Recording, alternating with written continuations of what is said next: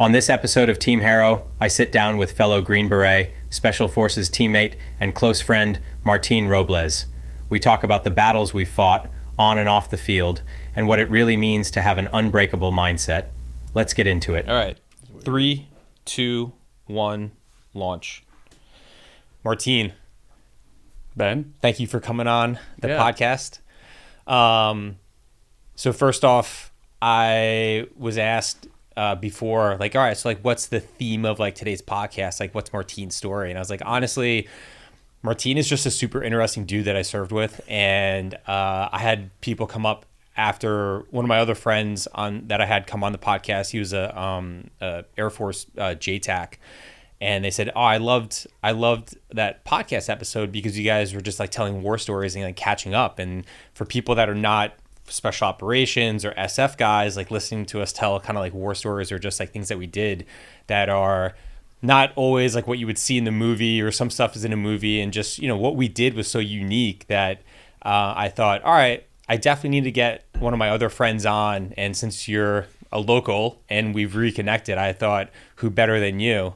And I was telling him too, I was like, Martin is just a really smart, clever dude that has great stories and one-liners. And as I was driving here thinking about like what we're going to talk about, I'll always remember when we were on 1-5 together, and our second infill into the Chuchu Valley, the first one was with the Zodiacs, the second one we took the helicopters in. Yeah. And after we landed in the wrong LZ, and then we picked up, and then they landed us in the right LZ because they actually put us in the middle of that IED minefield, and then they realized that we were in the wrong grid location. So then we got back on the helicopters and went 500 meters. Yeah, my bad. Remember we threw off all those bags, like the go bags of like water and food, because we're like, all right, we're gonna be here for a while. Yep. And nighttime, under nods, all your gear on, and there were these like rocks and like moon dust to that area, right? And because it was kind of like a riverbed. And I remember carrying these like almost like a selection event, like these big aviator kit bags full of water and food, trying to get to the that first compound that we ended up securing. Lots of ammo. Yeah, lots of ammo. And I rolled my ankle real bad. Yeah. And I'm like, I think I just broke my ankle. And as I'm like, ooh, you come walking by, and I'm like, you're like, hey, what's up? And I'm like, I think I just sprained my ankle. I don't want to tell you that I thought I broke my ankle, but I'm like, I think I just sprained my ankle. And you're like, grow stronger. Yeah. And then you just kept walking by, and I was like, man, this motherfucker. Yeah, well, I mean, there's a job to do, right? Yeah. You know, and you want to check, make sure, okay, this person isn't like really bad. Yeah. But, you know, you were fine. I wasn't bleeding. Yeah. Everything was fine. So, we got, things we need to figure out before we can, give you a little pity party. Yeah, get to it. So let's start, Martin. Why don't you tell everybody a little bit of your background and how you got into the military and found your way into Special Forces? Okay. Yeah, so I was born in Argentina and grew up in Houston, Texas, moved to Panhandle, Florida in mid-90s, finished up high school there, and joined the Army pre-9/11. So January of 2000, I joined the Army, and I was an artillery soldier. That's right. Yeah, 13 Bravo. And that was, what you'd expect, right? Lots of good, strong people. Yeah. Right? Just handing 155 rounds to each other. Big rounds. But, there wasn't a war going on. It was a peacetime Army. And I was active duty when the towers got hit. And I had a first sergeant who was a Desert Storm vet, and he would always say, Private Robles, pray for war, right? I didn't really understand it. I was there because I wanted to serve and, be a part of the military. And I'd always kind of wanted to do special operations. I mean, I grew up on Arnold Schwarzenegger and, movies like Commando and Predator. Like, I know these men, they're Green Berets. Yeah, right? Like, you just want to be a part of that. Yeah. And I even remember shopping around between the Navy and the Army. And at the time, the Navy was restricting their jobs in order to be a SEAL. There was like 5 available jobs that you could pick. Before going to BUDS, you mean? Right. Okay. It wasn't, you couldn't try out from any job in the Navy. And the most interesting one was a yeoman. I still don't know what that is and don't care. Yeah. So I was like, nah, this ain't going to work out. And at least in the Army, you could try out from Special Forces for a mini job, right? So you weren't stuck in some sort of crappy career field if things didn't work Yeah. out. Turns out, went to MEPS and everything. They were like, you've had a knee surgery in the past, because I was big into sports. You can't do the infantry ranger route. That was the only thing. Now they have that 18 X-ray contract where people have kind of a guaranteed try to or attempt to go be special forces. They didn't at the time. The only thing they had was the 11 X-ray contract, which was a guaranteed kind of infantry and a guaranteed shot to go to ranger school. And that's what I was trying to do. And it didn't work out. And they were like, these recruiters, like, well, what do you think about shooting big guns? And I was like, yeah, that sounds awesome. Yeah. So they're like, artillery. That's not what I expected. It was kind of a mess. They almost got my brother. Yeah. My brother dabbled in it, or just kind of went to the recruiter to check it out after I graduated West Point and I came back from Ranger School. And I think he was like, I wonder, let me go check that out too. And I was like, listen, man, before you sign anything, let me know like what they're selling you. And he said that he was trying to, he pointed at the wall. He's like, Army Ranger looks cool. It's like the typical Ranger walking through the swamp, right? All camoed up poster.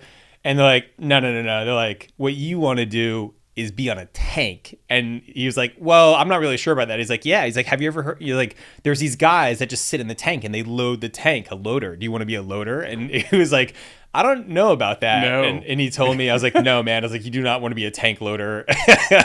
No, it sounds terrible. I console myself now that Napoleon was an artillery officer. Yeah. Well, it's called the King of Battle. It is. Yeah. Well, it gives you a perspective on warfare. Yes. Right? So you're thinking angles like a billiards table. Yep. Right? Which is highly strategic.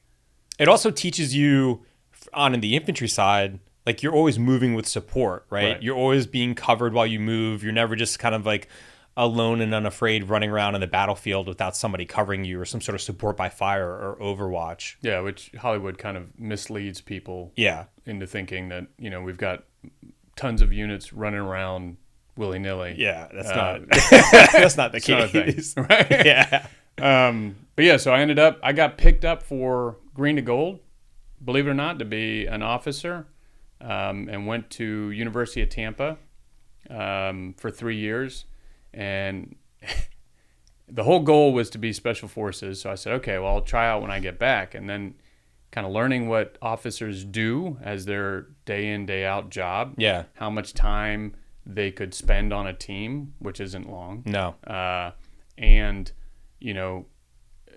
the fact that they even have to be selected to go try out, right? It just sounded like all these things were not what I was interested in. So I went back in October of 2005 and was in selection February of 2006. So you went through selection during the winter? Yeah. And that was on purpose. Okay. I actually chose to do that, not because it was like first available. I could have postponed and waited to, warm weather. Yeah. Well, I went through when they moved it from, did you go when it was like 24, 29 days? Yeah. 24. So I did the 2-week one. Oh, yeah. And we did it in reverse cycle because we went in July. Okay. So And it was miserable. Oh, I've never seen so many heat casualties in my life. Like literally you would walk up to a point like during the Star Course and there'd be just like a bomb went off. Like people just laying there on the Spread ground. out. Yeah. No, I went during the winter. I hate the cold. So I knew if I could make it through in the wintertime, then I could do anything. So I put the hardest thing up front, and then the rest was going to be downhill. And that's how it worked out. Yeah. I mean, the rest was kind of downhill after that. Even dive school, you thought Dive school is honestly the hardest physical thing I've ever done. Yeah. To this day. Now, did you do dive school? So you selection, Q course, and did you pick to be an 18 Delta? I did pick to be a medic. That was also a conscious decision because you never leave behind a medic, and I didn't want to miss out on any operations. You could see my bedside manner probably left something to be desired because I didn't really care about being a medic. I care about saving someone's life. Of course. You know what I mean? Yeah. But do I care about caring? No, Yeah. I'm not really built like that. I just wanted to ensure that you had absolutely zero reason to leave me behind. Yeah. You know, the other jobs, you got your weapons, engineer, communications, and medic. Weapons, I mean, like, you have to think of a reason to bring these guys. You know, good dudes. Yeah. Lots of my close friends are bravos. Yeah. They're dumb as a box of rocks, and they don't, you know, like, unless they're sniper qualified or mortar qualified, they don't bring an additional skill set yeah. that other people do. You know, you've got your comms guy that's, you know, complaining about sunspots, which are not a thing. Yeah. You know, you've got an engineer that can hopefully blow something up, or they end up building stuff more often. It's funny how medics. when you meet other SF dudes and you don't even know their MOS yet, and they're like, "Oh, I'm an 18 Charlie," you're like, "I could totally see that." Yeah. Or you're Yeah. like, "Man, this weirdo is definitely an 18 Echo." Like, Yeah. you know. Yeah. And medics have a lot of that weird. Yeah. I think there's a minority though, because you look, you know, you've got your number designation for an MOS, and then you've got your letter designation, Yeah. right? And I'm saying that more for the audience than you. Obviously, you know that. So you have an 18 Delta, which is your medic, and I feel like they come in kind of two varieties, right? You have the little 18 and the big capital D Delta. Yeah. And these guys are your ones that are like looking at med school. They want to go to be a PA afterwards, and you know they could tell you about the, you know, heart stuff, Yeah. right? Dysrhythmias. None of us carried. Well, I didn't carry a defibrillator on operations, but we were trained on reading heart stuff. Anywho, and then you have, like myself, the kind of big 18 series and little Delta. Yeah. You know, where we were like more focused on the commando skills that everyone shared, and you know, oh yeah, by the way, I can, you know, just, you know, make sure you don't bleed out. Yeah. Right. Well, I think you were probably the only 18 Delta I know that carried basically a tomahawk. Yeah. Yeah. I was gonna say battle axe, but Yeah, it was a tomahawk. Yeah. Yeah. Battle axe would be big. yeah. Yeah, well, you know, you never want, like, they don't run out of ammo. Yeah. Right? Sharp things don't run out of ammo. They don't malfunction. You know, you just That's get what to I was. work. It's the E in your PACE plan, right? Like Yeah. your P, primary, alternate, contingency, emergency. And as good SF guys, you have a PACE plan for everything: your weapon system, your comms, how you're going to get there, the whole sense of the operation. So I always thought the same thing. I mean, obviously my E was more of like my Gerber like pocket knife, Yeah. not my tomahawk that Those I are kept on my adorable. chest. Yeah, adorable. Yeah, I don't know if you were opening your. Did you open your MREs with your tomahawk? Like No, I would no, open. no. Yeah. I had a little pocket knife for that. I think there's also a component that a lot of people kind of overlooked, is that the special force, the Green Beret, you know, the traditional role is working with indigenous people. Yeah. Right. And one of the things that you see in kind of engaging with people is to use symbols of power, right? And if you don't have one, you create one. Being the tomahawk guy or the big knife guy, because I had a buoy for a lot of operations that's as right. well. Yeah.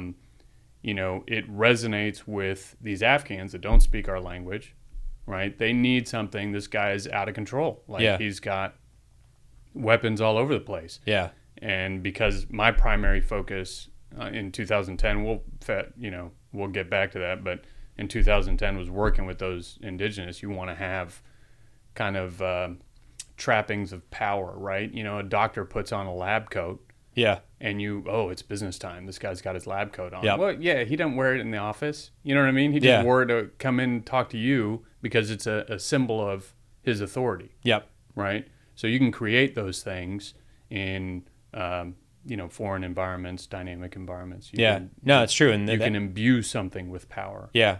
And the Afghans, it's one of those things like, is it better be feared than loved? They feared you. And I think with that fear, they loved you in a little bit, in a way too. Well, you had to be fair, Yeah. right? You weren't just like, yes, it was, they were supposed to fear me because I needed them to stay in line, and I didn't have the luxury of using language all the time, right? Yeah. So it's a decision matrix. You're like, okay, I cannot communicate effectively to this person at all moments, so I need them to feel something emotionally, right?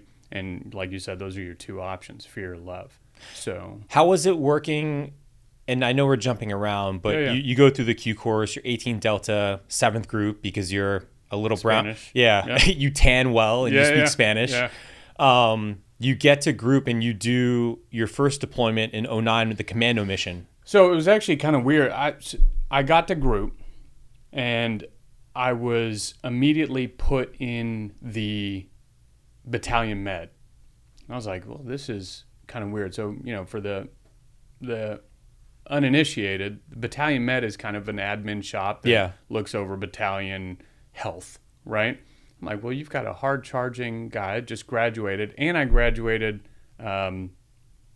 I was the 18 Delta Distinguished Honor Grad from my Q course graduation. So every job gets a Distinguished Honor Grad. Yeah. And I was the medic one. So I'm like, damn, I kind of feel like I did well, and now I'm put in this administrative role. This is not where I want to be. Yeah. Right? So they're like, well, there's a slot for dive school. I said, yeah, sure, I'll go. So I went to dive school. I wasn't on a team yet.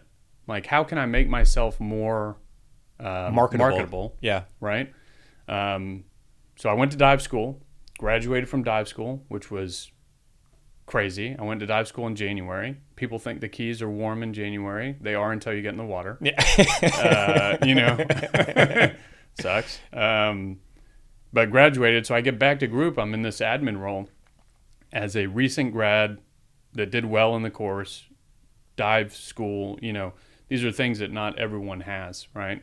And I thought we were going to find employment pretty quickly. So I started shopping around, and there was a group of guys that was going to go to Colombia for a year.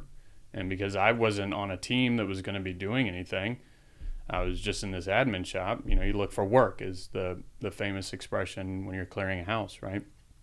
So I said, all right, I'm a native speaker. I'll go to Colombia for a year with these guys.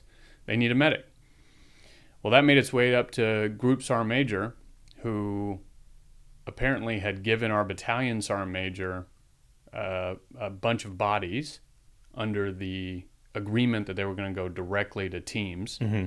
And when he found out that I was languishing in an admin at battalion headquarters, our battalion Sergeant Major caught an earful, which meant that I caught an earful. It rolls downhill. Yeah. But, one of the you'll see in if we talk about it, but one of the long things, kind of themes in my career is that it pays to be right.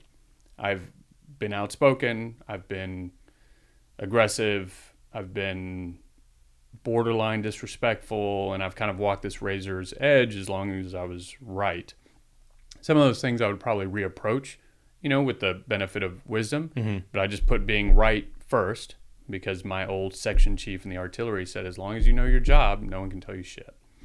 And I said, wow, that really stuck with, 20-year-old Martine. Yeah. Right? So I was like, all right, bet. I'm going to know my job. And I did. And couldn't nobody tell me shit. Right. Yeah.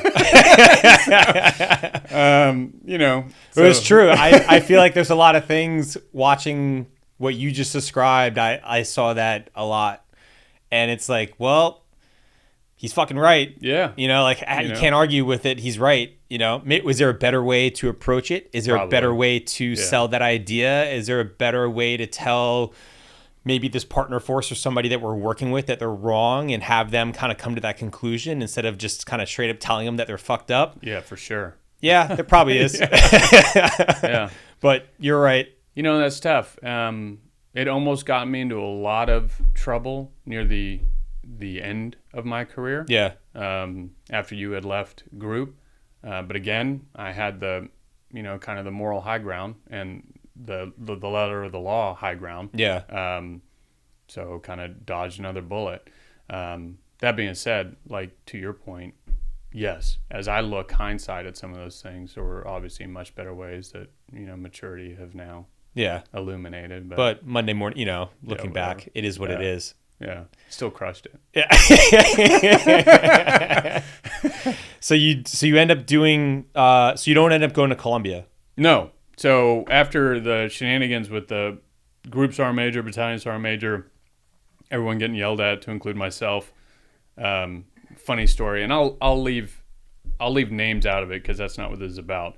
But once the group sergeant major yelled at the battalion sergeant major, the battalion sergeant major brought me into his office, and he had one of the company sergeant majors, so you've got these different echelons, in there with me. And he's yelling at me, and he says, Sergeant Robles, what did I tell you when you got here? I said, well, Sergeant Major, you didn't tell me anything. You had your desk clerk send me over to Battalion Med. You and I never spoke, even though I came to introduce myself. Yeah.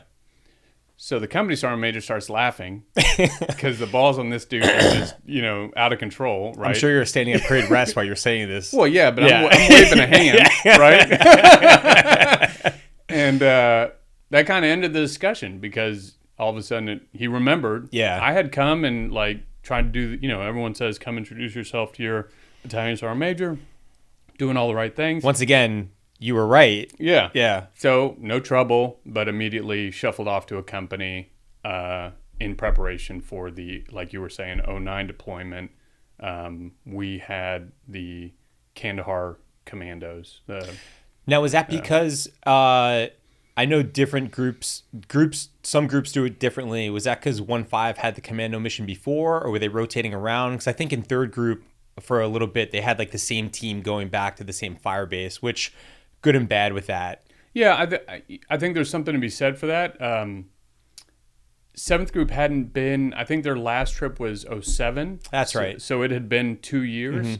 1-5 did not, but dive teams have a reputation of being in better shape, more aggressive, kind of squared away. They had that reputation, and specifically in our company. So we moved forward with that, got the commando mission, sounded like fun. It's essentially, to break that down for people that don't know, it's just a highly kinetic mission. This is what you envision commandos doing, kicking indoors.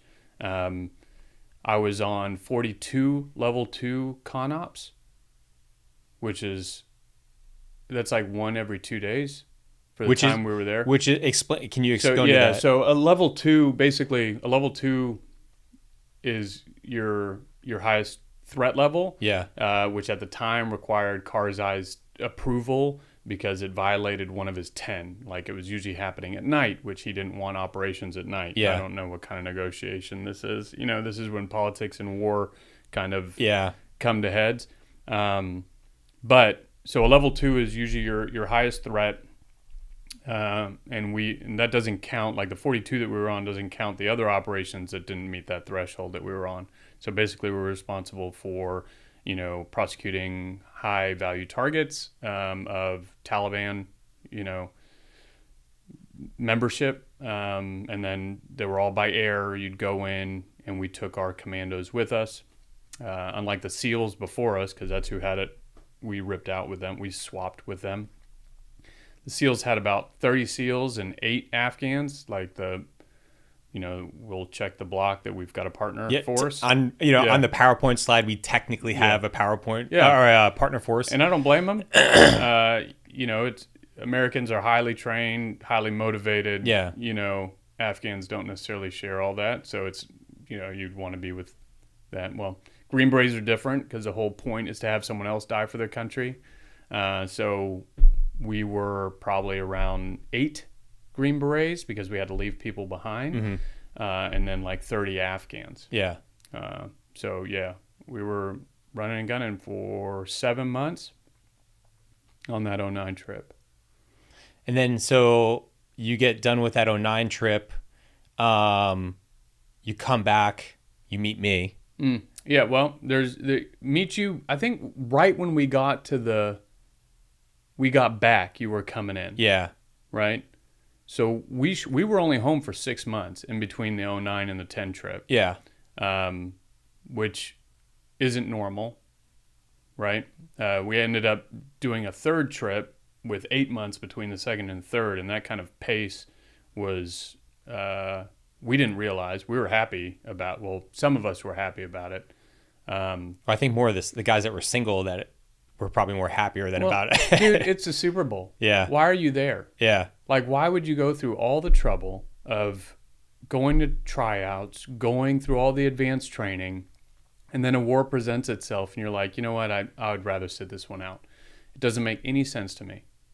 Now, I'm sure that probably aggravates some people, or I don't get it, or I didn't have a family, which I didn't, right? Yeah. You know, but if I'd had a family, it would have been the same thing. I mean, I understand what you're saying completely, because when I first, just like how you saw special forces, how you saw special operations, how you wanted to be a Green Beret, I was the same thing as a young infantry platoon leader in Iraq in 06, 07. I kind of fresh into it, the surge, Iraq's going on, it's very kinetic. Yeah. I'm very lucky where my platoon gets to work and interact with this SF team house, and I went through 3 separate ODAs. I saw a 20th group SF team, a 10th group team, and a 5th group team. So I got to see all the dynamics and the different cultures. Yeah, the different cultures.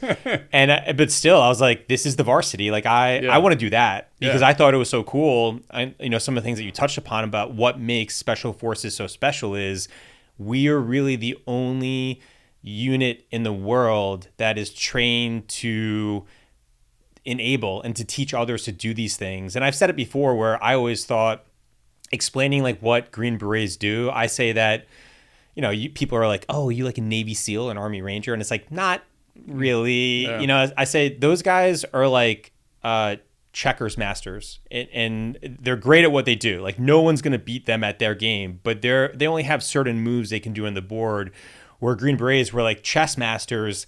Not saying one is better than the other, because it depends on like what the mission is, right? It's just a different game. It's a different tool set. We just do different things. They're similar. We can move that way and this way, like they move that way and this way, but we also go this way and that way, depending on what we need to do. I think it's important to acknowledge, if people that are just raised on like Hollywood, they think that, we've got all kinds of units operating in the black and doing all kinds of crazy stuff.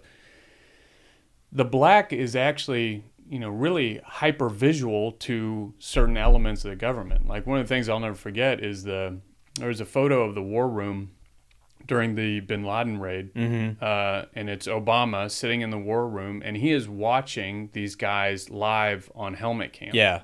Now, okay, Pakistan didn't know we were there at that particular moment, so it was black considering, visibility to Pakistan. But within the U.S. government, it was not,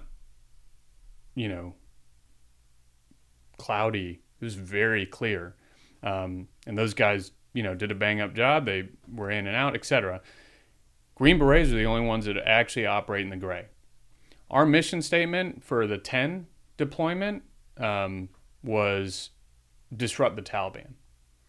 Right? Like, Yeah. what does that mean? Yeah. I don't know. Whatever you want it to mean. Yeah. What do you think it means? Let's figure it out. Yeah. Right. And it was a complete change of gears from the 09 deployment. That was a very linear. It was more along the lines of your Rangers and your SEALs, a lot of direct action, a lot of kinetic operations, breaching, clearing, holding, snatching people for questioning. Not snatching. That's a terrible word. Removing. Yeah. Removing, holding, detaining, right? Yeah, all those things. Would you mind putting these flex cuffs on, sir? If you would, one hand at a time. Yeah. No, but we ended up like, that was a very kind of what people would imagine, right? And we were home for 6 months. You came on board, swapped out from our previous team leader, and I went to Ranger School. Yeah, because that was how I spent my free time. I was home 2 months out of 2010. Yeah. Went to Ranger School, graduated, got on a flight to Vegas, celebrated Vegas, and then went to Afghanistan. Yeah. That's right. I forgot. I totally forgot. But I knew that you went to Ranger School before that deployment in 2010, but I forgot that you met you met us in Afghanistan. Yeah. So I was about like 2-3 weeks late. It wasn't much. It wasn't much because you guys we hadn't even pushed to the Alamo yet. So it was. I think because I feel like maybe for some reason I think George was the last one to get there. He might have been. He had some family stuff. Yeah, I like maybe they had a kid or something. Maybe he's got a ton of them. Yeah, Mexican. He's got a bunch of kids. Yeah, right. Our little coconut friend. Yeah, because I vividly remember when we were in the Alamo, and it was a very unique environment, right? In terms of like we kind of knew on schedule when the fighting was going to kick off every day. It was a terrible environment. It was going to be, we were going to be shooting every day. Like, Yeah. it was like, I hate to say it, but like out of a movie. Like the first Yeah. time we pulled up, I remember, and I was talking to Ryan Hendrickson about this one time, where he was driving, and as we crested that like hill, and they're like, I don't know if you remember when we were doing the right seat ride with the third group guys, like, listen, they stopped like under with some cover, and they said, once we go and crest that hill, there's like 200 meters, we're just going to gun it because we're out in the open. Yeah. And you're like, oh, okay, like, sounds good. I'm just in this up armored like vehicle. Yeah, and then we're we all right. go, and I remember going, and the entire front windshield just got lit up with rounds and like splattered. And I was like, holy shit. Yeah. Yeah. Yeah. That was an interesting. So first and foremost, that level, and that goes into the 12 trip also. When you don't have any white space like that, not to play quarterback or anything like that, but we did. Yeah. So I think that there's always something people could do if they choose to affect their area. Yeah. Right? So coming up on that sort of situation was kind of weird, hindsight being what it is. Yeah. Because there was no kind of effort. They just accepted that, right? And, that's whatever. I don't know their whole deployment, what happened, but I know when it got to us, it was not pretty. That area, the Yeah. Alamo, the reason we called it the Alamo is because it was sitting in a bowl, surrounded by high ground on two sides. Yeah. We took rounds in the compound. It was crazy. Great spot. Yeah. But yeah, it was like almost 45 days, or it was over 30 of the troops in contact. Yeah. Yeah. So that was an interesting deployment. And I guess backing up, going to that 2010 deployment where the mission statement was disrupt the Taliban, right? It's like, okay, what does that mean? Like, what do you want me to do? Yeah. And then I know when I got there, and me being kind of like just wide-eyed and like fresh to everything and right out of the Q course, I think, me personally, I think it was good that I had my combat experience in Iraq, where I understand like basic infantry tactics, combat, and experience. So being thrown into that environment, it wasn't totally like a brand new, like, holy shit, what do we do? But it was like Robin Sage, like in Afghanistan, how kind of wild everything was, and the scenarios that were thrown at us every day. And we didn't, when we got there, before you got there, we didn't even have a full team yet, because we were kind of piecemeal coming over, and that third group team. Well, that's because we lost so many people. Not casualties, but when people started seeing the pace of the deployments, they were leaving the company. This is, we had 6 months between the 09 and the 10 trip, 8 months between the 10 and the 12 trip. Yeah. Only 7 people made it through all 3 of those deployments that, chose to stay, whether they were actually a casualty or they decided, there was a lot of people that said, I need to spend some time with my family, I need to take a knee, whatever. They made up, but only 7 of us did all 3 of those trips in that little stint. And that was a pace that didn't get mirrored, to my knowledge, in group for a while, because people were like, well, that wasn't, ideal. But we were good at it. Yeah. By the time that third deployment rolled around, we were good at it. Yeah. So that 2010 trip was kind of like the Wild West. So when we got there, we didn't even have a full ODA. It was me, the team sergeant, a new 18 Delta, Stefan. The team sergeant and Stefan. Yeah. Dino. Yeah. Ryan was there. Mm-hmm. And that was his first deployment. Yeah. And a new 18 Bravo. What was his name? Syria. Oh, Drew. Yeah. Drew was there. And then I think that we got another 18 Bravo. But he was there for like a little bit. Black kid. Oh, Craig. Yes. Yeah. Yeah. We were super cool dude too. But I think didn't he like get injured back at TK? And that's he like rolled an ATV. ATV. His ankle. He rolled the ATV and fractured his ankle or something. It was. Yeah. So it was interesting because getting to the team day one, and like new guy in 7th group. I'm in the dive team. I'm not a diver. You guys just came back from Afghanistan. I saw clips of you on 60 Minutes. Oh, yeah. You guys had the commando mission. Yeah. It was like the team, America's dive team. Yeah. Right? Yeah. And then here I am with what has turned into like the Bad News Bears of like an ODA.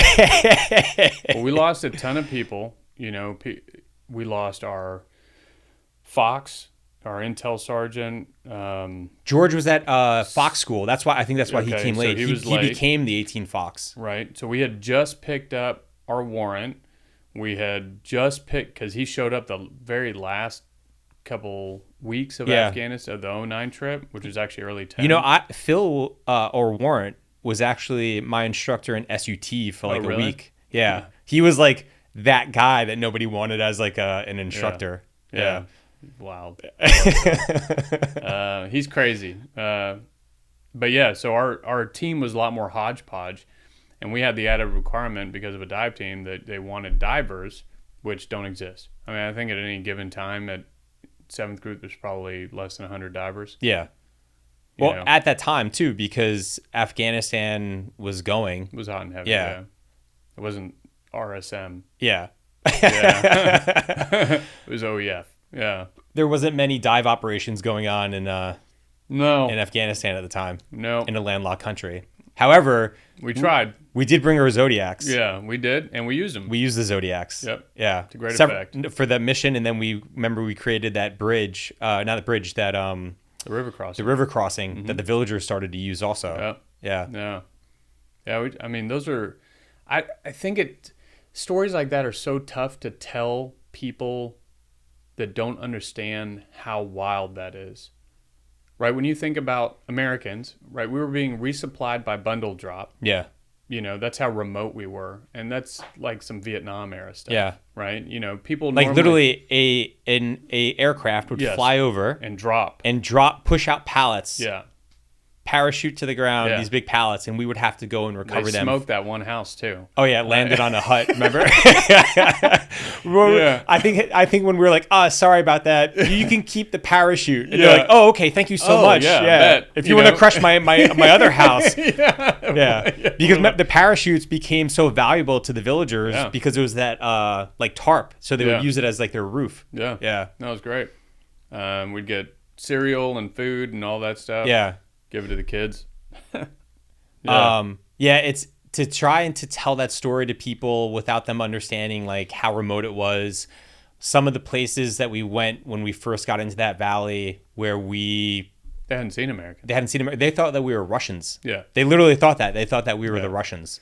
2.5 hours by ground was our closest backup, if you will. Yeah. And they were Australians. Yeah. Yeah, that was like the furthest. Americans were all further away. So I guess let's paint the picture. So we were in Darawud province, Afghanistan. So everyone's heard of Helmand. Yeah. The Helmand River, you go north to the next county, Yeah. and that's where we were. Yeah, so Darawud was in between Helmand and Kandahar. Everyone knows Helmand and everyone knows Kandahar. Yeah. What not a lot of people realize is that Darawud Yeah. was one of the heart, the backbone of the Taliban. Right. Because they were able to move in between Helmand and to Kandahar through Darawud. Right. And just real shitty terrain, you know. Yeah. 7,000 feet. Yeah. All I mean, over the like place. legit mountains, you know, that's some crazy terrain. It got pretty cold. Did. Yeah. It got pretty hot during the summer too. Yeah. And the Helmand River went right through Darawud. A lot of poppy fields, and the area that we went into was in between more of a well-known fire base because they did a documentary on it maybe in like 08, 09, Firebase Cobra. I think it was Discovery Channel or somebody did that. And actually, I think during that documentary, the cameraman died. Or remember, they hit an IED. Cobra was wild. Yeah, Cobra was another bad We went place. to Cobra in 09 and Anaconda because we did fly. Yeah. Those places are wild. So Cobra was up there, and then you had Tice, which is where we kind of started at. Staged out. Yeah. And then there was this valley in between where the Helmand River ran in between, and that's where we realized if we're going to go disrupt something that we need to go kind of straight to the hornet's nest in there. And when we got there, we replaced the third group team. It was not great timing because the third group team was in the middle of an operation trying to get up into the valley, and that's where they got stuck at that one point, or they kind of held at one point because we were ripping out, and that was the Alamo. Yeah. And like you said, it was just this open. It looks like the Alamo. Yeah. Just dirt, big 10-foot dirt walls. There was 2 little courtyards and like a goat pen, and we would pull the vehicles in, and we just held this like piece of land that jutted out into the Hellman River, and it overwatched. It was like a very unique key piece of terrain, right? Of how the Hellman River came around that one point. It was a bend, yeah. Yeah, so it was a bend in the river, and it was key terrain, and we were kind of stuck there for most of the summer. Like we couldn't figure out. Yeah, a month and a half. Yeah. I don't know if we couldn't. It's not that we couldn't figure out, is that we were getting our feet under us and kind of figuring out the local terrain, the local populace, how to crack this nut and solve. Well, so we were that was on the West Bank. Yeah. Right. The East Bank, the Taliban had control over. Yep. Right. They had dammed up the irrigation canal that ran parallel to the river. That's and right. used it as a trench to fight out of. Yep. And they were wheeling 50 caliber equivalent Russian Dishkas and wheelbarrows. Yeah. Up and down this thing to fight out of. Yeah. And that's what we were engaging daily. Yeah. And every day we would send out a little patrol. When I say little, like 2 or 3 of us and some Afghans, and kind of probe and figure out what was down below us on the West Bank, start to take fire. The Alamo would lay down more fire with the vehicles and the mortar systems. And when Drew was there, he'd end up shooting like 12 Carl G's. Call G rounds. It's not okay. Yeah, I know. There's a disability coming for there. that. Hopefully the VA doesn't hear about that. Yeah. And then, But I mean, the situation required it. you know, that summer, our ODA dropped the most ordnance out of any ODA in Afghanistan. Like, we were literally the most kinetic. And I only found that out because Gary or JTAC, you know, they keep score, right? Yeah. Of like how many bombs they drop or how many gun runs. And he was like, he showed me his Excel sheet in his room, and we were like way ahead of everybody. That's why that one time, I don't know if you were there, they just happened to like push a B-1 bomber on. So they're like, hey, you guys need you know, whatever, like Bone 7-2, whatever like their call sign was, is checking in. And I heard that, and I asked Gary, I was like, who is that? He's like, it's a B-1 bomber. I was like, let's put him to work. Fantastic. Yeah. Yeah. No, we were running around. It was a lot. Yeah. You know, you don't.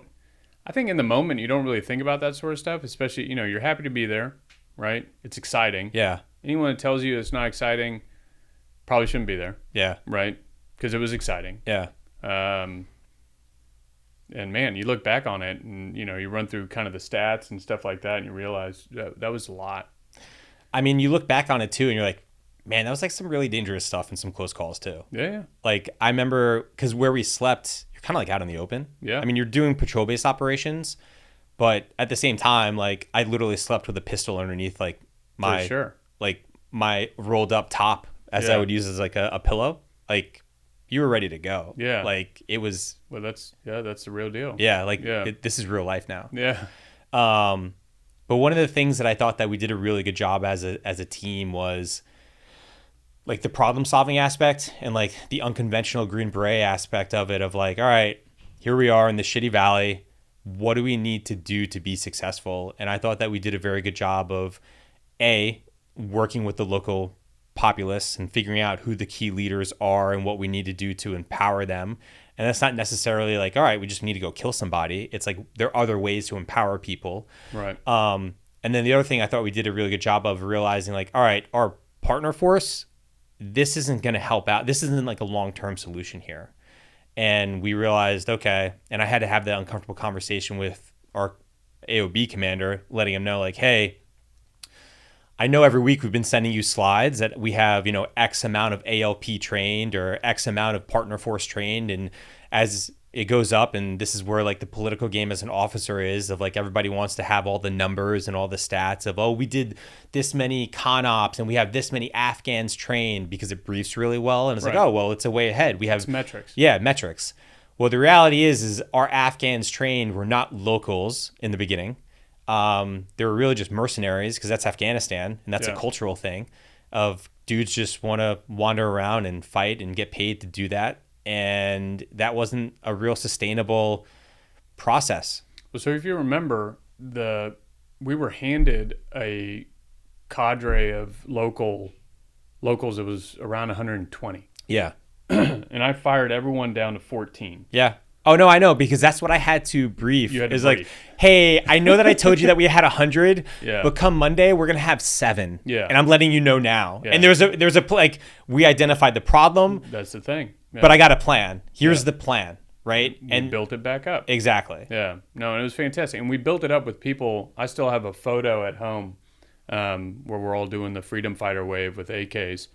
You know, these dudes. Wolverines. Yeah, it's like that. You know, and these dudes are amazing. I'll never forget one. Well, so we had the dude we empowered to be kind of the warlord of that Yeah. area, for lack of a better word. We'll use the term police chief. Police chief. Yeah. You know, he died 2 years later. They drove a bomb into his office. Oh, did they really? Yeah, Yeah. Taliban did, which is terrible. Yeah. But said to me when I heard about it that he was still doing the right thing. Yeah. 2 years later and Yeah. not letting the Taliban back in there.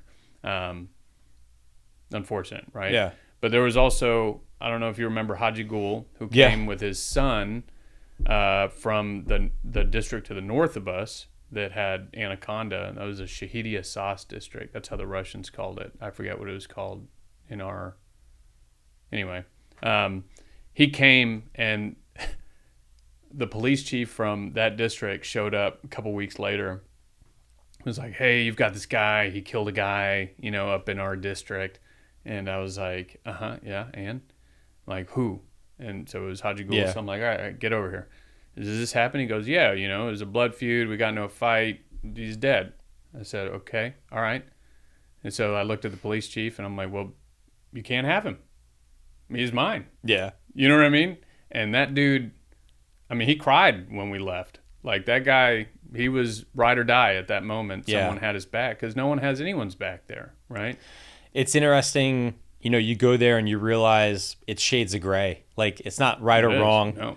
And a lot of people, you know, you try and explain that to people about Afghanistan. Like, you know, did we win? Was it a success? And I'm like, well, how do you measure winning? Like, how do you measure Right. success? If you measure winning with like the American ruler that looks like this, probably not. Yeah. But if you look at like it with the Afghan ruler, that's probably more like that, then yeah, I think that I was successful in like some of my endeavors in Afghanistan. Yeah, we moved the needle. Yeah, You know, for in sure. I certain mean, areas. I know for a fact because I got told, and I told you guys that our storyboards that we were creating of everything that we were doing as a team that trip was briefed to the SecDef as a example of success of the ALP mission, of the VSO mission, and what we were doing as Green Berets. Right. You know, it was a valuable metric, and like it was, Yeah, it was they true. wrote big articles about Yeah.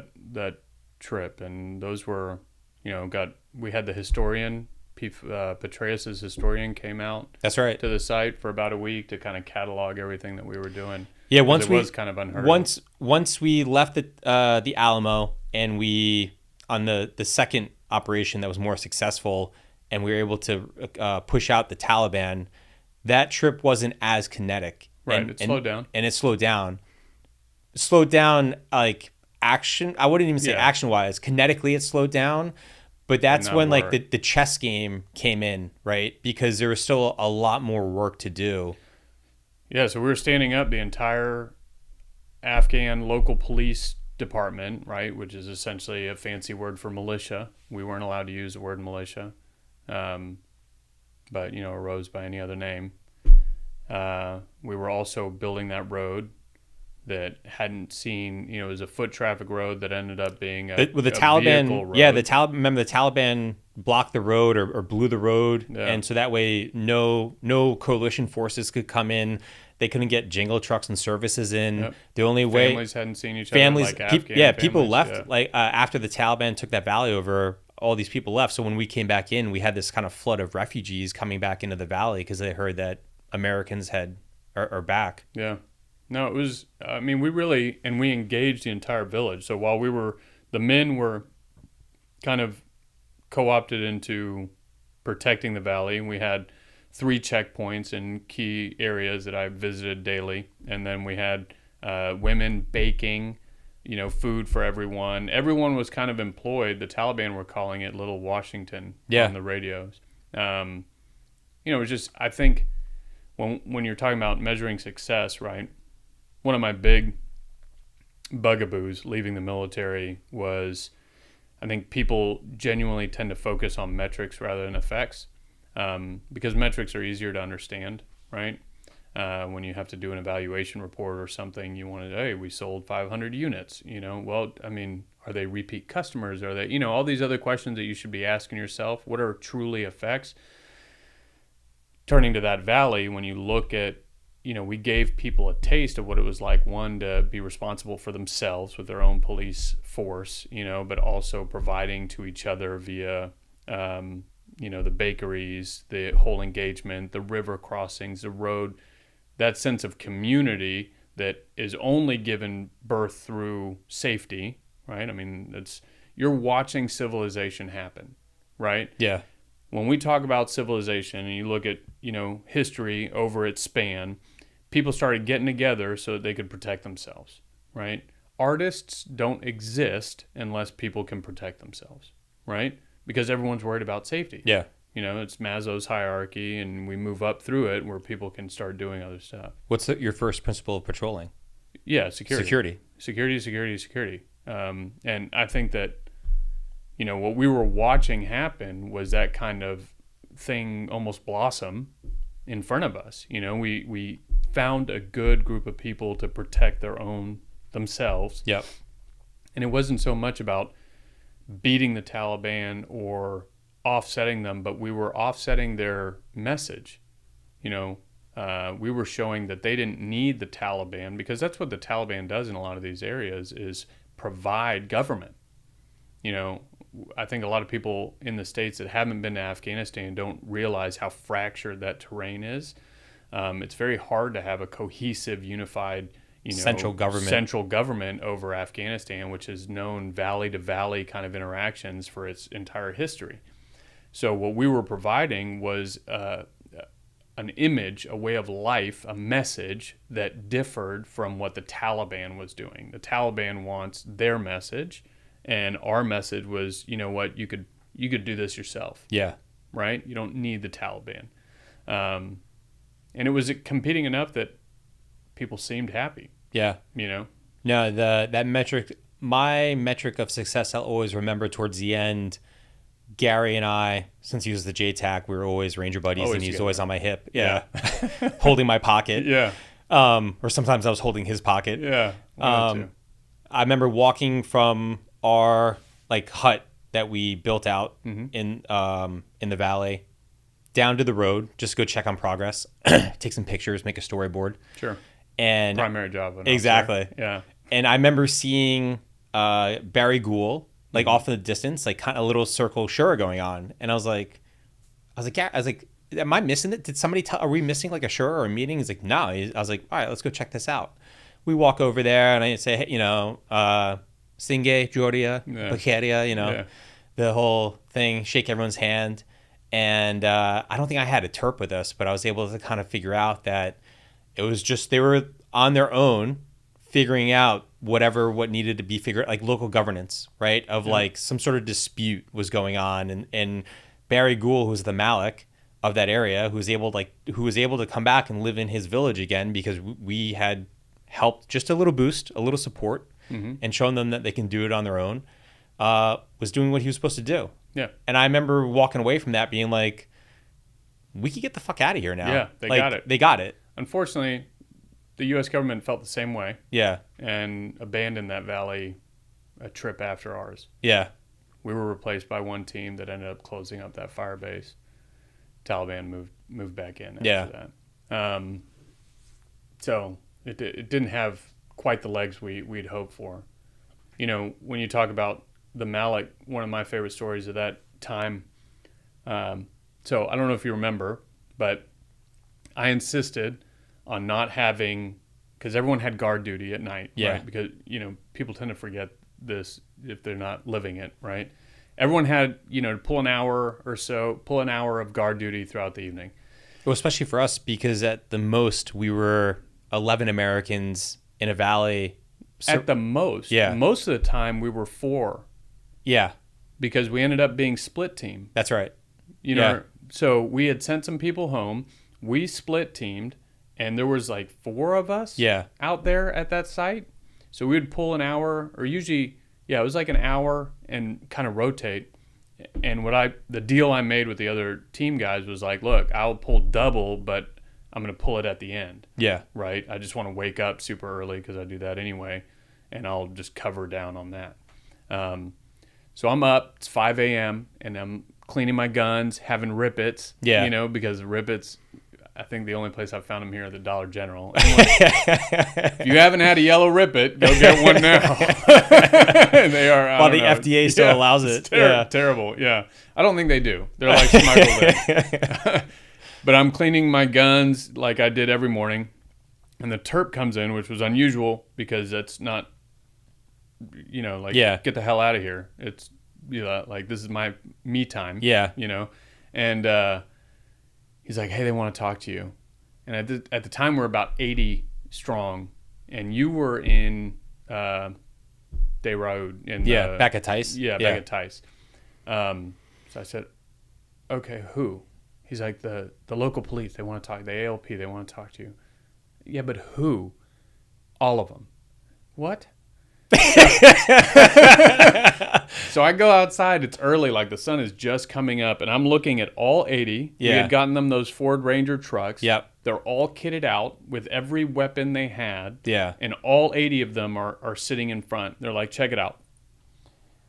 The mayor, Malik, was arrested because at this point, a lot of people don't realize the U.S. government had taken the stance of ratifying the Taliban as a political party. Yeah. So we were no longer allowed to target Taliban, unlike 2009, right? You could target Taliban kinetic soldiers, but not political because they were now a party. Yeah. They were official.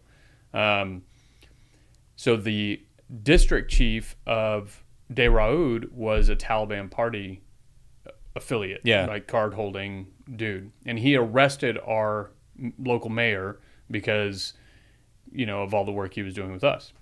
Okay, fantastic. So I've got 80 dudes. They're like, look, the mayor was arrested. We're going to go get him out. And I said, okay. So immediately the head calculation is, I need to figure this out. I need to get him released, or I have to go with him, and we're going to storm this prison. Yeah. Because if not, we can no longer sleep in this valley. Yeah. I would lose all credibility. Yep. We would no longer be tied in. Yeah. So I said, okay. So we make some calls back to Day Road. Y'all immediately get on it. And I talk to them outside. I'm like, hey, look, I've got them on the phone. They're working on it. They're getting the guy out. Just give me a couple hours. If not, I'm going with you. Yeah.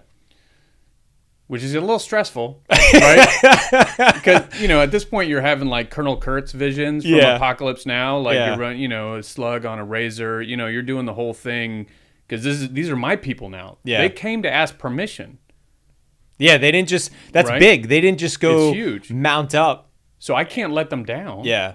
I would have to go. Yeah. Or we might as well just pack up and abandon it. It would be a critical loss of rapport. It would be. Yes, 100%. So I said, okay, fantastic. Now, as luck, but not luck, but obviously to y'all's credit, you guys got the guy released, and it never turned into that kind of kinetic jailbreak. But man, that's an interesting position. Yeah. And, you tell some people, like, that's on the surface, there's so little happening. Yeah. Right? It's all these undercurrents that are happening in the day in, day out. You're dealing with, 80 armed Afghans who have put their trust in you to go solve a problem. We're, as an ODA, we're solving it. But at the same token, if it doesn't, what's our mission? Yeah. Is our mission now the militia, the valley, anti-Taliban? What is the mission, and how do we continue to support that? Well, that's the big once again, that's what makes special forces so special, is that you have to constantly be living in like the tactical mission of like, all right, these are my Afghans. We're going to go do some tactical, hood rat shit. Mm-hmm. But at the same point, you need to have the strategic vision of like, all right, what is the bigger picture here? Like, we're going to do this, but what are the second and third order effects if I go and storm this prison, right? And constantly realizing that. I don't know if you remember another one of my fond memories of you and us working together was we're already in the valley, AOP's getting trained up, kind of in the beginning, the road's being worked on, and we have the Zodiac working as like the ferry going back and forth. Mm-hmm. And we get told that, hey, there's some like non-locals that are using or trying to use the boat. Is that okay? And or they were kind of, I don't know if they were using the boat or they just kind of like sat down and said, hey, this is ours now. Yeah. And I remember going down there with you. It was like you, me, and someone else to go talk to them, probably the Terp. And I remember thinking like, I let you were going to run with it because you're you. And you're like, ain't no fucking way they're going to be using my boat or taking like, taking my guys' weapons or some shit like that. That was bad. Do you remember that one? Yeah, you can't take any shit. Yeah, exactly. And I remember us going down there and you walked down with the Terp and I was kind of on the high ground. And I remember flipping my selector lever from safe to semi, like, this is probably going to go down. Like, I totally thought we were going to get in a gunfight, like out of a movie. Just like you go down there screaming and yelling at these guys, like giving them the NCO hand of like, you're fucked up. This is my boat. Get the fuck out of here. Who do you think you are? Yeah. And it actually was like, I think that they were so like taken back by that, that they were like, I'm so sorry. This is, like, this is sorry. This is yours. We're out of here. Yeah. Violence of action can kind of present itself in a couple different forms, right? And it's a cultural thing too. Once again, they respect strength. They respect strength. They respect the closed hand and the fist a lot more than they do the open hand. And I've tried to explain that to people too. Like, you go overseas to some of these places and you want to do the right thing. I understand that it's human to help another human, at least especially with our Western mentality. But some of these places, it just doesn't. It's like speaking a foreign language to them. They don't have any experience with it. Yeah. Yeah. If I present you with the carrot and the stick, right? You are familiar with both of those, and you're weighing it in your head. Which one would I like? Or which one can I support? Right. In those environments, they're not familiar with the carrot. Part of our education process in that valley was introducing the carrot as a concept. So when I would do an inspection of a checkpoint, if it was clean, well organized, people were present, not doped up, because opium's a problem, right? They would get sugar for their tea. Yeah. So you have to literally introduce the concept of the carrot, because in their world, only the stick exists. Yeah. So it's either who has the bigger stick. Yep. They're not worried about if there's potentially a carrot as another motivating factor. Yeah. Right. When you kind of peel all this away and try to figure out how do I motivate people to do something, the only way these people have been motivating, because life is hard there, is through sticks. There's very little carrots to go around. They're poor. They've been under the thumb of the Taliban. So you have to educate them on what it means to actually have the carrot as an option. Which is why the Taliban is always and historically so anti-education. Yeah. Well, they just, like anybody that wants control, the first thing they want to do is, control the information, right? The narrative. That's it. Back in the 2009 trip, right? The U.S. had a stance that they weren't competing against some of the Taliban, negative narratives that were coming out, right? So I remember being on operations where, the U.S. would bomb a Taliban, insurgents, right? The Taliban would go to the next village over, shoot some women and kids, drag them onto that site, and then say, look what the Americans did. And the Americans thought that they were going to, we'll just take the high road, right? Because we're not going to dignify that with a response. Well, then there's only one story out there. Yeah. You know, and they learned that and changed and started bringing, trying to grasp that narrative, because that's just as important as anything else. I had to explain that whole concept when I was in Italy one time playing hockey with the Italians, and we were out to dinner, and they were asking me about Afghanistan, and they said, is it true that you guys just kill women and children or drop bombs? And they said, because that's all, they weren't like accusing, but like, that's what we see on the news. Right. And I laughed because I was like, no, I was like, man, we don't really do Yeah. that. I was like, we're not out there just looking to kill women and children. And I said, that's what is reported to the news by the Taliban, because Right. it makes us look bad. And I said, look, as an example, that's all you know. And your first thought is, why would the news lie? The news is just reporting the news, right? I wonder if the Americans are bombing women and children. This is horrible. Yeah. But it's a terrible way to win a war. Yeah. Right. So, I mean, if you just take a step back and think about, who benefits from that, that doesn't move us towards any of the goals that we would want for Afghanistan. Yeah. So it makes absolutely zero sense. But because most news people cannot pay anyone enough to get into those environments, they, rely, even in the best of circumstances. Let's just say that the news doesn't have a bias and doesn't have its own agenda, right? It's just a conduit. Yeah.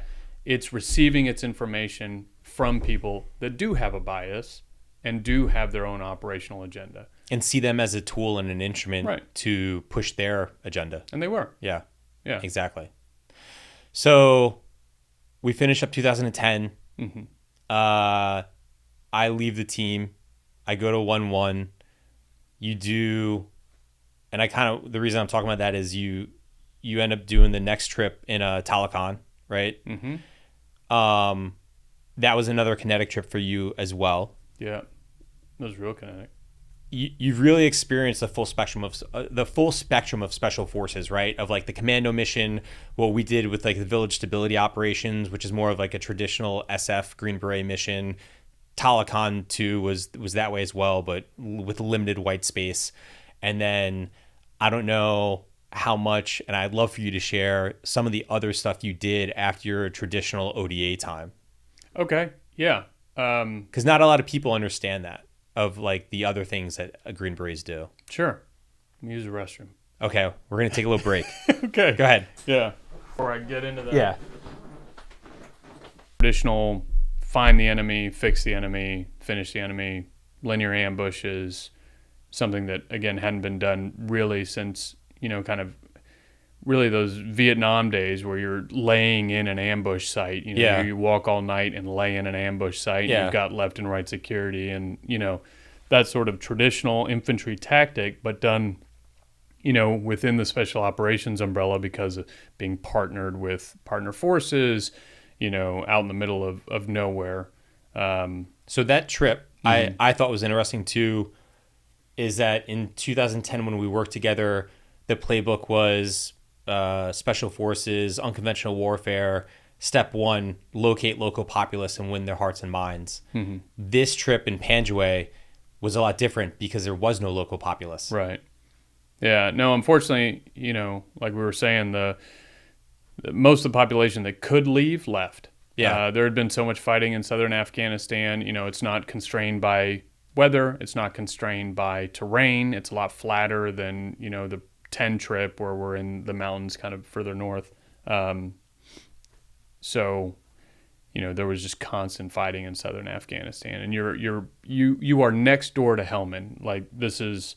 Everyone knows Helmand, and that's why we keep referencing it, but there are plenty of places that were just as kinetic, all over.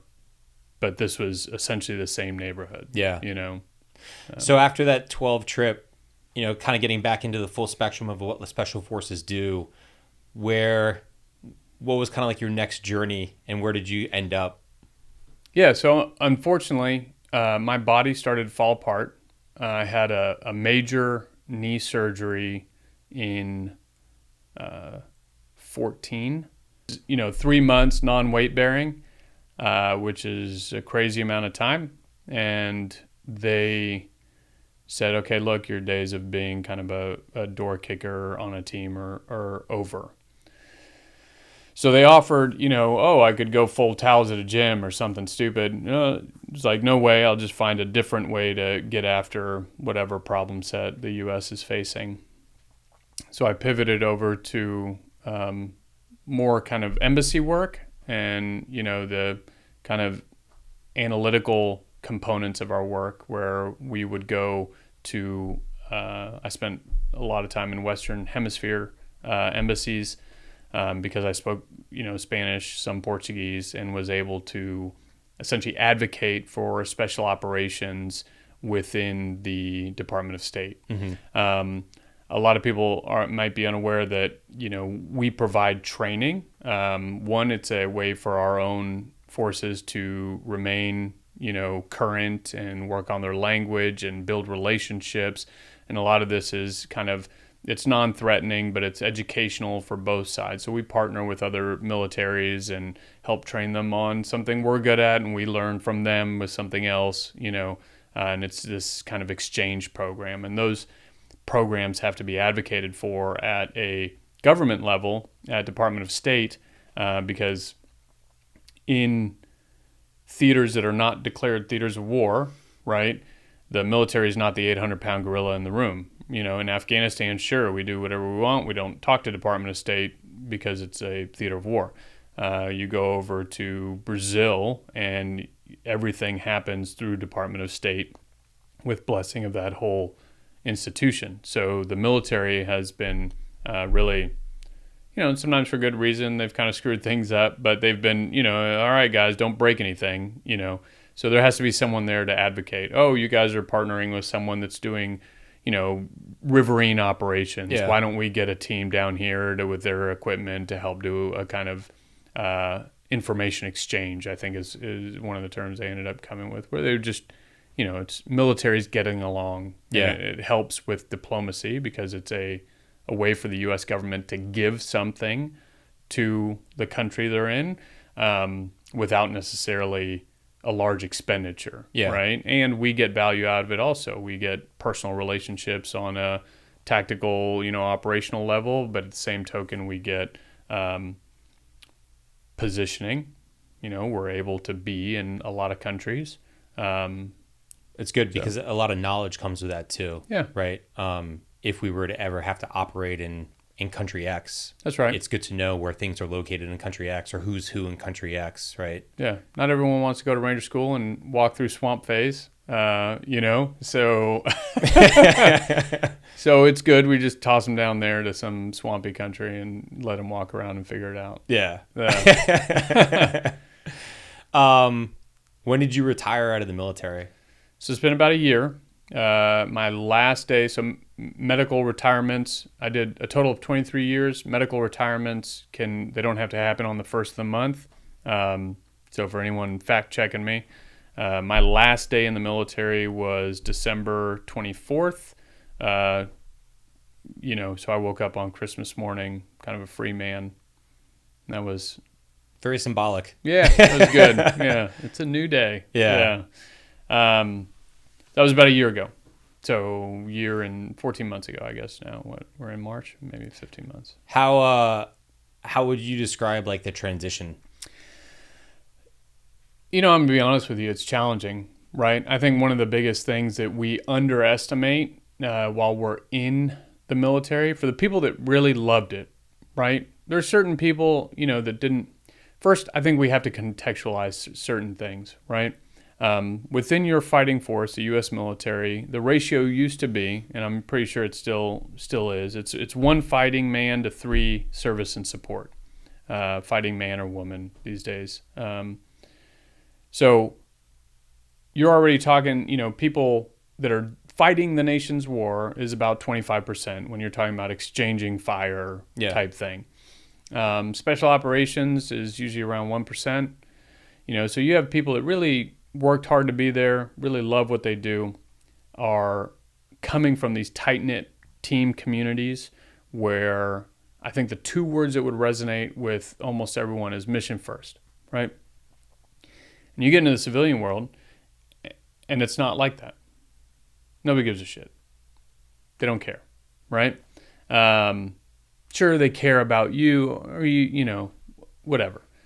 Civilians, that haven't had that kind of experience, especially something that hasn't been galvanized in a combat environment, it's just going to be a different culture, right? So I think, as people move from being in the military to being a civilian, realize that some of the challenges that are going to come are from your team dynamic or your perceived notion of what a team dynamic is. Even some good teams aren't like teams, that we've been on, right? They're just not that level of closeness.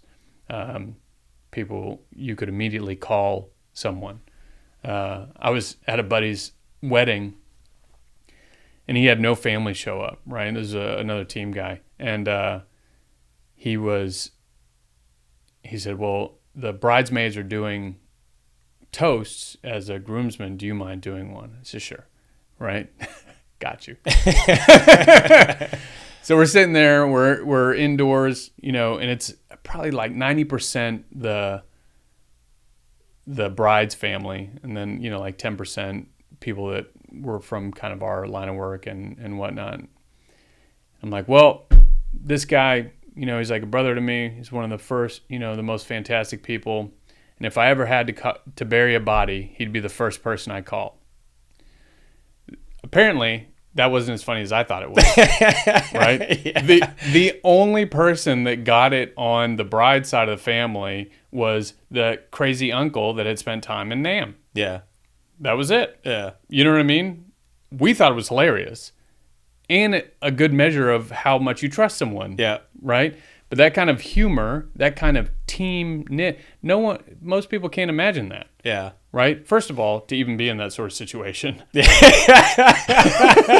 Secondly, who would you have in your life that you would trust with your deepest, most safety secret, right? Yeah. Something that could totally threaten your existence. Do you have those people? I'm lucky to say that I do, For sure. I immediately, yourself included, have a very short list of people that I could call when I'm truly destitute, right? Truly in need of something.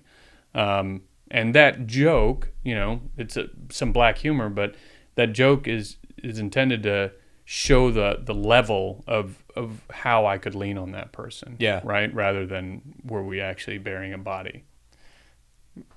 Tomato. Yeah, who's to say? Yeah. Yeah, it's interesting being out in the civilian world, right? Of coming from our world where, I mean, it's your brothers basically, right? I mean, Right. if your family. Yeah. And for good or bad, there's guys on our team that weren't the greatest, but you would still go to bat for them, I feel like, For right? sure. Like you don't want to see them drown. Right. But yeah, being out in the civilian world and just watching people, it's totally different environment, totally different world. It's a lot more about the me and realizing that it's not this team event. And I see that too with a lot of my West Point classmates also, of just some of their struggles out in the civilian world. Everyone's got their shit, right? Sure. Everyone's got their struggles, me included, of figuring out work and life. And it's it really is like selection. Life is like selection. I say it a lot, where it's an individual event. This is not a team event. It's an individual event. And it's a different kind of mindset of where we came as an SF team where, during selection, there's the individual piece, but a big piece of selection to see if you make it through selection is team week. Yeah. If you're able to deal with stress and work as a team and take care of the team, you're a go, right? Obviously with other stuff included, but that's a big thing I think in the civilian world that's missing is that team dynamic. And I always thought too, I'm not sure what the job per se is, but I know myself and I have in my head 11 other dudes to create an ODA that if you gave us a mission in the civilian world, whether it's hey, I need you to run my cookie business, we would figure it out, right? I need you to help me with mergers and acquisitions. We would figure it out, right? And that's our biggest marketable skill as Green Berets, is that whatever ambiguous environment you need help solving, we can figure it out. I think that's one of the hardest things when you when you're in the military, especially in special operations, and if you're lucky enough to have lived through a wartime environment where you've had all those skills and all those character traits kind of validated, for good or bad, right? When you come out, how do you market that? That is so tough. Yeah. I have not done a good job of that, right? Because I don't know. I tell people about my experiences and I expect them to connect the dots. You know, I expect someone to sit across from me and be like, oh, so you mean to tell me that I could drop you in any environment and you'd be successful? Yes. That's what I'm trying to tell you. And that is too big for a lot of people, you know, to actually kind of comprehend. So you're sitting across from a potential employer or what have you, and they're not thinking like that. You kind of have to walk that dog for them. And I didn't realize that because the U.S. government got used to Green Berets specifically, you know, and all of special operations to some extent, but Green Berets really do live in that ambiguity. They'll figure it out. We'll just drop them in there. And they don't need anything because they're going to steal everything that's not nailed down and they'll, you know, tie it with twine or whatever the hell they're going to do. They'll figure it out. Your civilian, you know, counterpart or potential employer is not going to have those thoughts going through their head like, oh, I know how to use this. I can just make it happen. You're going to have to learn how to walk that dog for them and show them, you know, how you problem solve, right? Yeah. Not just give examples, but how does that tie to their particular business, whatever your passion is. You know, and it's hard for us because we have spent so long mainlining purpose that most of us are we want to be involved in something that has a purpose, right? Mm-hmm. We're not just trying to make a buck. That's difficult too. I feel like a lot of us, especially that came out of the GWAT, of being in something or being involved in something that has like purpose, something bigger than yourself. Right. And unfortunately, for good or bad, that's not, you know, the case for every occupation. Right. Yeah, no, it's not. And, you know, I know one of the problems I've had is that, you know, money was kind of it's a non-factor in my life, right? So not from I have so much or anything like that, but it wasn't a motivator for me. My motivators were, oh, do I get to go to Ranger School? I'm only home 2 months. Who cares? I get to go do something fun and something what I consider fun and cool, and then go on another deployment and then go to an embassy and learn a new language and step in now I'm in Rio, right? So I'm all over the place, having the time of my life, right? And when you start talking dollars, when you have to put a value on your own services once you're in the civilian sector, it almost feels cheapened by that. You know, for people that are truly kind of purpose-driven, you're like, well, I don't know. Am I getting purpose out of it? Then I guess the box is checked. No, you need to figure out how to establish your own value, how to charge effectively. I'm bad at it. Yeah. Right. You know, and it's not because you need the money or you have to ensure that you get paid, but it's because how the civilian world views value. If they pay a lot for something, that means they view it as highly valuable. Yeah. Right? So you have to figure out for yourself how to value yourself in that terminology. It's not necessarily about the money. It's about a vocabulary that we're not used to speaking. Yeah. No, it's really well put. I think we can leave it at that. That's a good exclamation point. So, Martin, yeah, I appreciate you coming on, man. Of course, it was a real pleasure. This has been great. Yeah, thank you. And what was it you said before to start it? If you're right, then it doesn't matter. What did your section chief say? Yeah, if you know your job, can't nobody tell you shit. There you go. We'll leave it at that. Yeah. Awesome. Thank you. That's a wrap on this episode with my brother, Martin Robles. True resilience, true brotherhood, and the mindset to overcome anything. Stay resilient, keep progressing, and we'll see you next time on Team Harrow.